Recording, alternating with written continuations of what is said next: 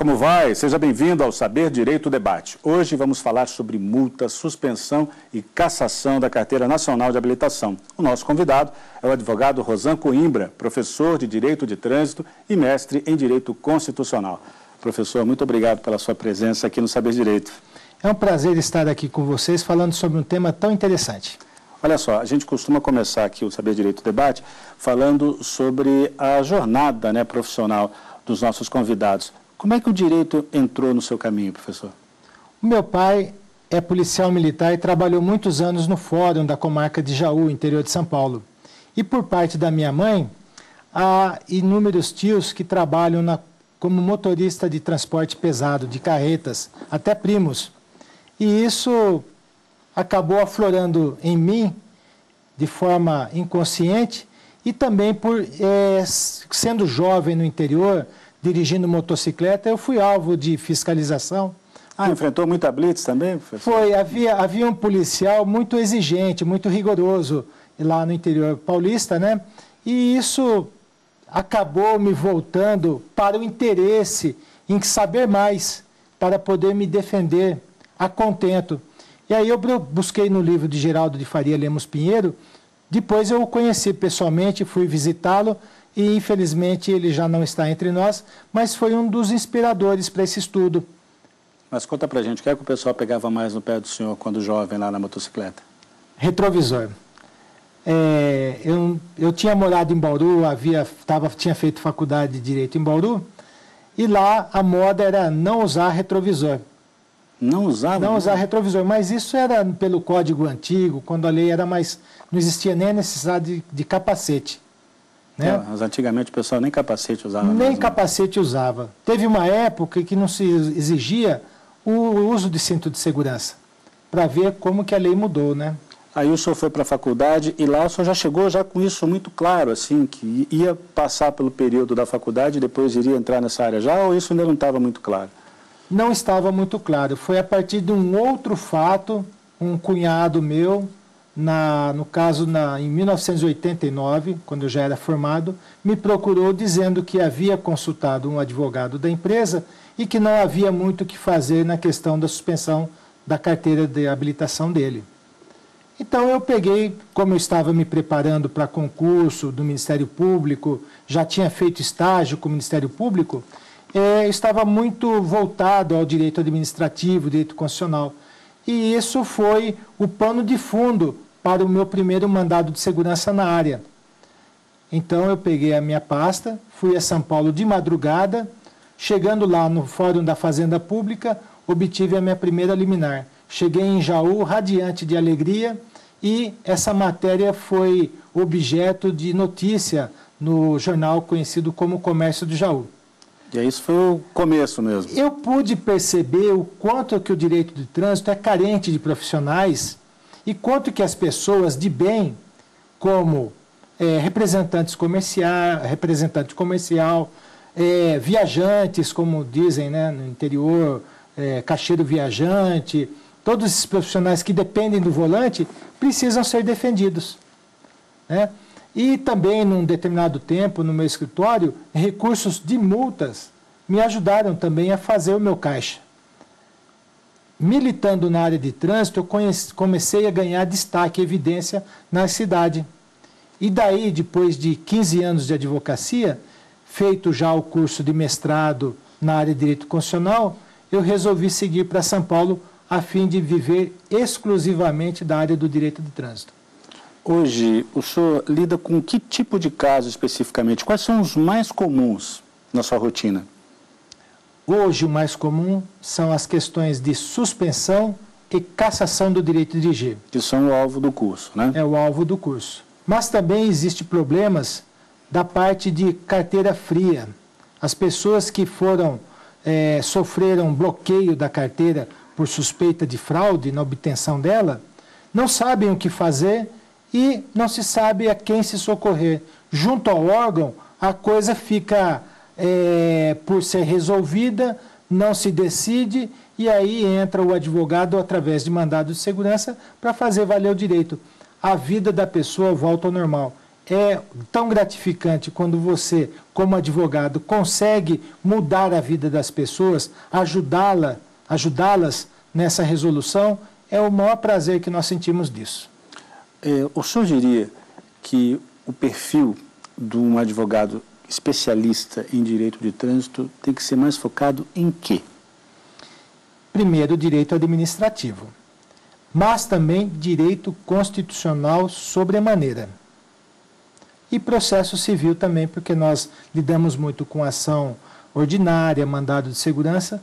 Agora, algo que nos desperta muito, que é muito vantajoso para aqueles que querem militar na área do direito de trânsito, é justamente a comodidade. Porque quando você litiga contra a administração pública, já é mais tranquilo do que num litígio entre particulares.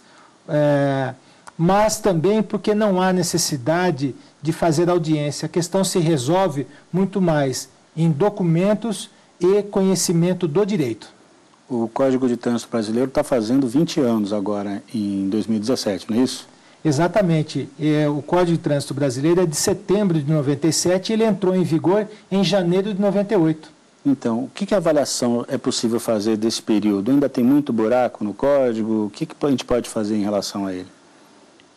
Durante esses 20 anos, o Código sofreu 30 alterações legislativas, fora as 600 resoluções que entraram em vigor e saíram, né? As resoluções, só para lembrar, são regulamentação do Conselho Nacional de Trânsito, para dar regulamentação ao próprio Código, quando delega ao CONTRAN a tarefa de trazer detalhes a respeito da aplicação do Código em alguns dispositivos. Essa última, uma das mais recentes alterações, que foi a Lei 13.281, de 4 de maio de 2016, ela foi a maior alteração, vamos dizer assim, foi uma reforma do Código de Trânsito Brasileiro, mexendo na parte de penalidades, e faço um alerta, até uma preocupação muito grande da minha parte, é que as suspensões, que até então era de 1 mês, vai passar para aqueles que atingirem 20 pontos a 6 meses. Ou seja, vai ficar mais rigoroso ainda. Muito rigoroso. Eu até acredito que o legislador, realmente ele foi muito enérgico na aplicação da pena. Isso vai criar dificuldades para os motoristas em geral, aqueles que dependem do volante para o seu sustento. Tá certo. Vamos à nossa primeira pausa, professor? Sim, vamos. Perfeito. Vamos ao nosso intervalo. Daqui a pouco a gente volta com o Saber Direito Debate. Até já.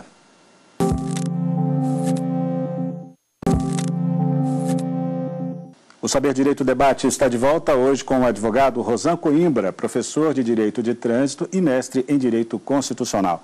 Professor, o que o senhor levou em conta ao preparar o curso exibido ao longo da semana aqui na TV Justiça? É justamente o lado prático. São as multas que mais dói no bolso do motorista, mas também a suspensão, que o impede de dirigir e, portanto, pode complicar o seu dia a dia, o seu sustento e da sua família. E vamos aos temas, né, que foram tratados também, agora mais específicos da sua aula. Multa NIC, o que é isso?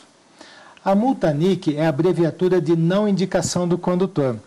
Quando o veículo pertence à pessoa jurídica, ela tem obrigação, evidentemente, de indicar quem teria sido o responsável pelo cometimento da infração, no caso, o motorista. A falta desta indicação dentro do prazo legal impõe uma sanção. Será mantida a multa originária e gerada uma nova infração, cujo valor é o da multa vezes o número de infrações iguais cometidas no período de 12 meses.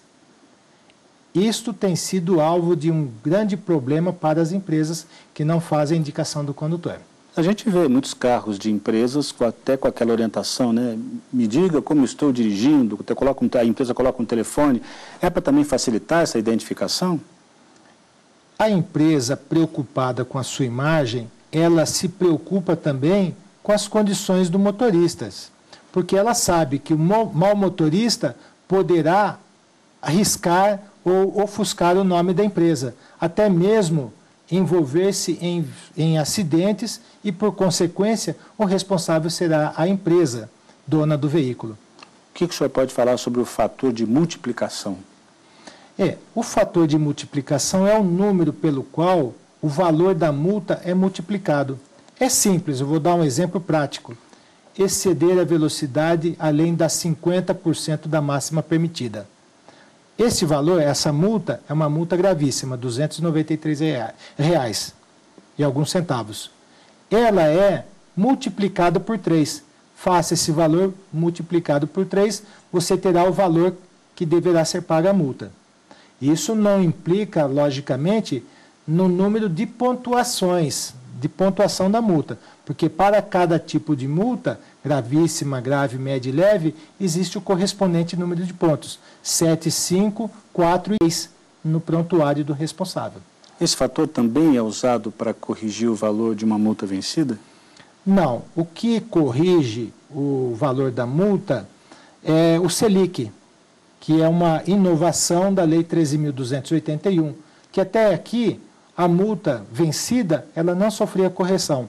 A partir de 1º de novembro, as multas vencidas e não pagas serão atualizadas pelo Selic mais 1% ao mês.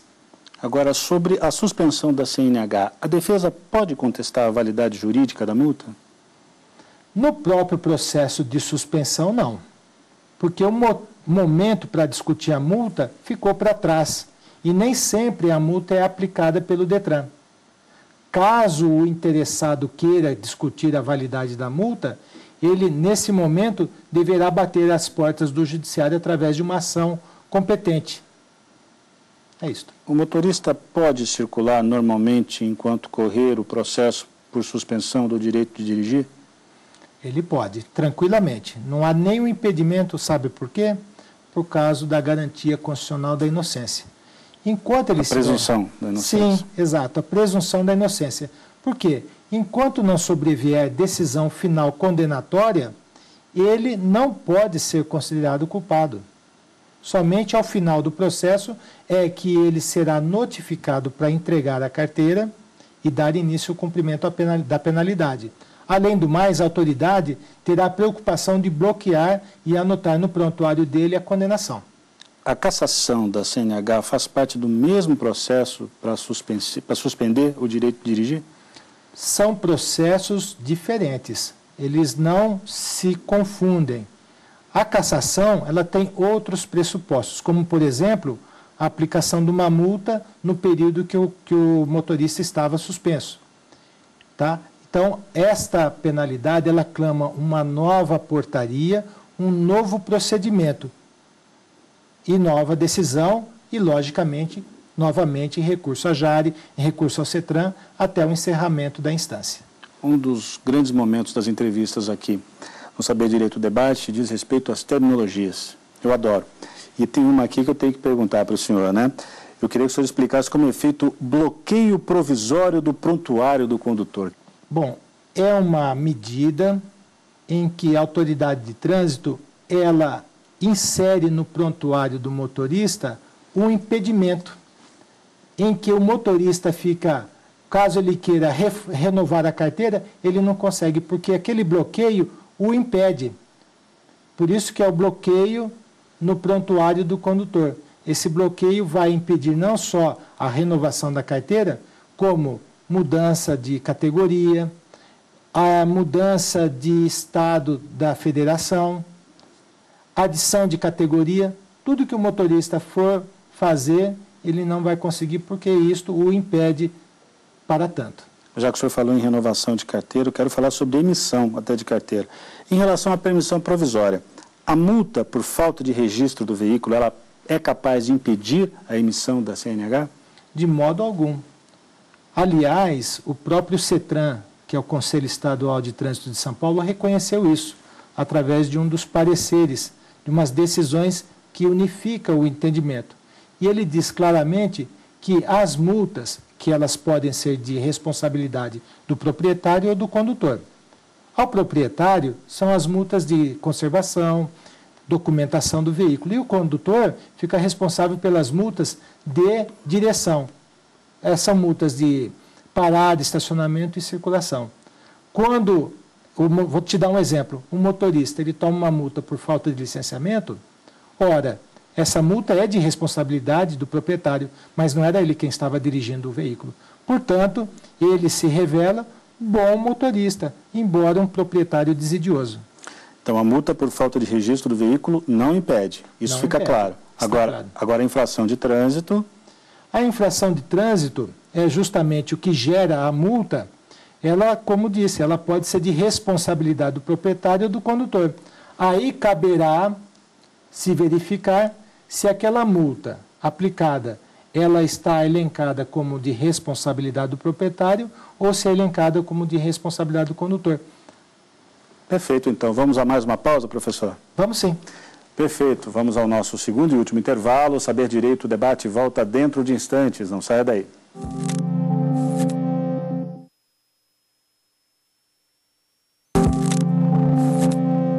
Voltamos com o Saber Direito Debate. O nosso convidado de hoje é o advogado Rosan Coimbra, professor de Direito de Trânsito e mestre em Direito Constitucional.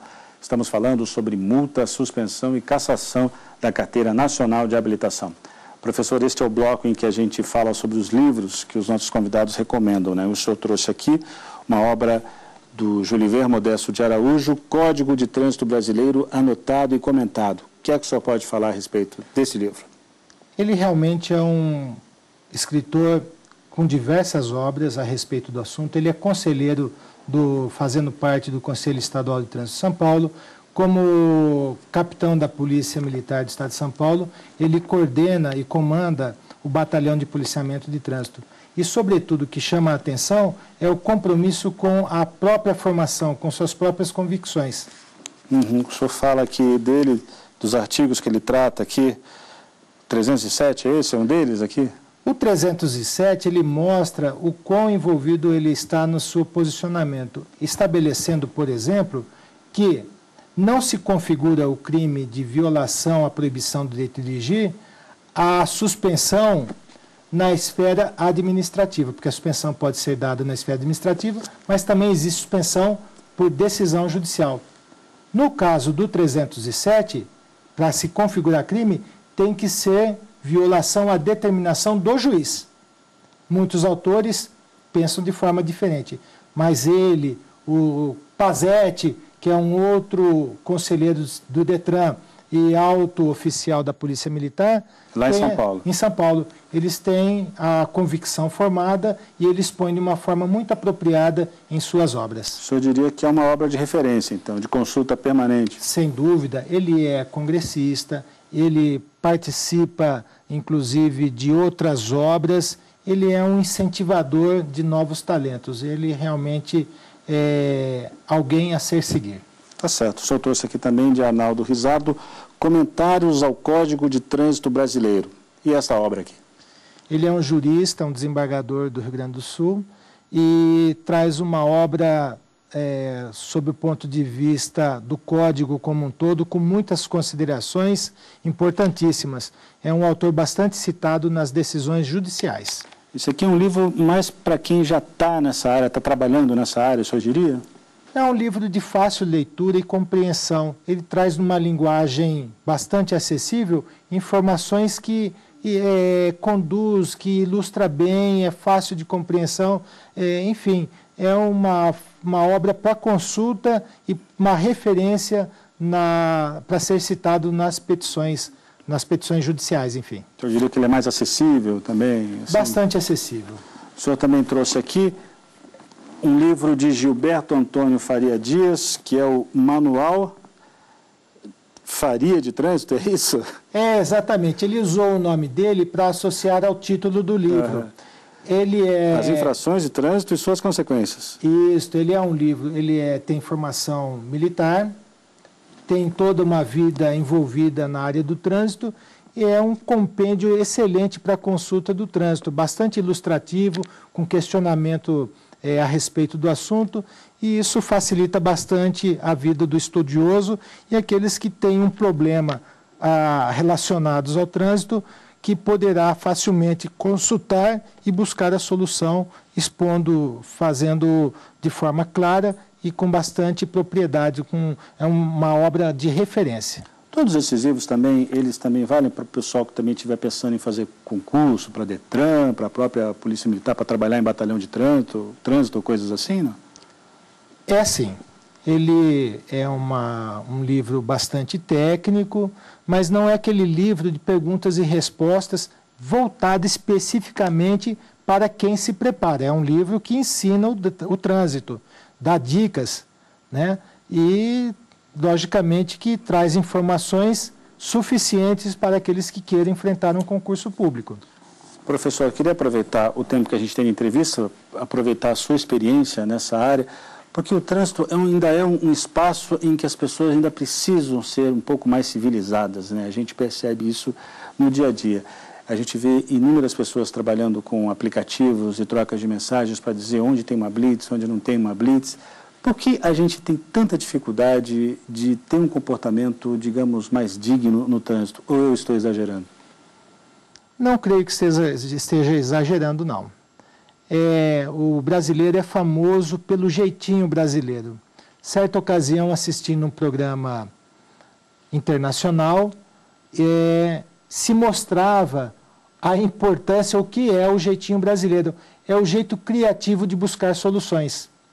Mas também nós temos a nossa famosa lei de Gerson, onde todos procuram tirar a sua vantagem. Quando, na verdade, as pessoas precisam entender que o trânsito é um organismo vivo, que todos precisam colaborar para o bem de todos. Não pode pensar apenas em si. É importante as pessoas entenderem que o algo mais precioso é a segurança de trânsito, é a colaboração de cada um. E certamente avisar onde tem blitz é frustrar a fiscalização. É mais fácil, é mais aconselhável a direção amiga, entregar a pessoa que não, o motorista da vez, ou então a utilização de veículos de táxi, por exemplo, ao invés de a pessoa tentar burlar a lei. E numa dessas é que às vezes pessoas de bem acabam sendo autuadas. E não esqueça, tem uma outra coisa importante para dizer. Não se trata apenas de infração de trânsito, no caso da embriaguez. Hoje em dia é um crime. Pois é, e as pessoas continuam bebendo e indo para o volante. É difícil, né? A pena... Por mais campanhas que sejam feitas, né, por mais que as penas fiquem mais rigorosas, como o senhor até falou, nessa revisão aí do Código, o comportamento persiste, né? É difícil de mudar, mas ele muda. Eu vou te dar poucos exemplos. A utilização do cinto de segurança. Quando você assiste uma novela, um filme, você logo percebe que o ator, logo que senta no banco, ele puxa o cinto de segurança. Isto é o que politicamente correto. Então, as próprias novelas passaram a adotar esse comportamento. Certa ocasião, uma determinada propaganda mostrava uma condução de veículo de uma forma arriscada. Em São Paulo, houve um movimento para representar essa propaganda junto ao Conselho de Propaganda, para que ela fosse tirada do ar. E acabou tirada.